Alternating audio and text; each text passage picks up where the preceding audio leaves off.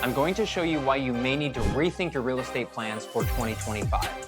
Donald Trump, on his very first day of presidency, signed an executive amendment aimed at reducing the cost of energy and gas. The idea is that by making energy, oil, and gas cheaper, the cost of housing will also go down.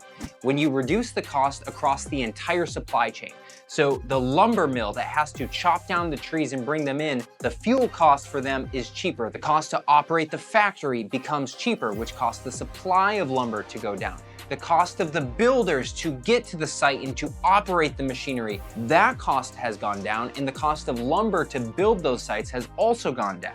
And if you can save on the cost of energy by 2 or 3% across the entire supply chain, 20 points of contact that need energy will go down, and that's 20 to 30% across the board.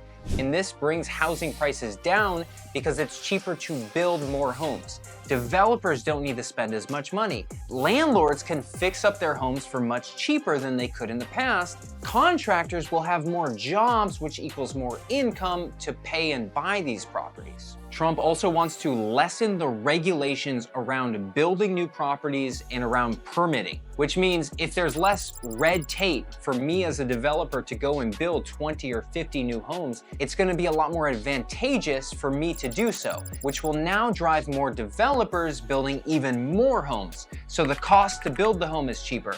It's easier to get permits and it's cheaper to do this. When you combine this with not only all the housing, but all the jobs that come from it, his goal is to have way more houses and way more people with these higher paying or blue collar jobs, which will make homeownership cheaper for everybody.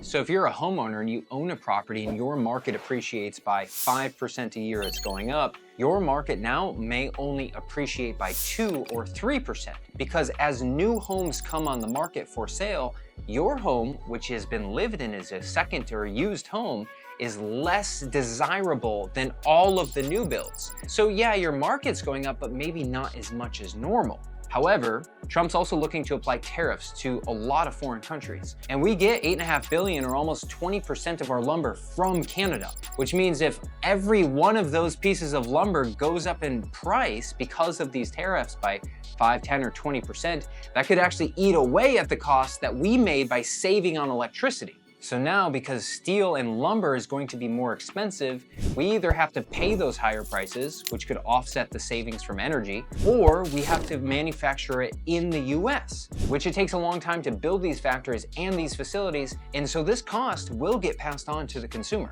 And so here's how this information will impact you.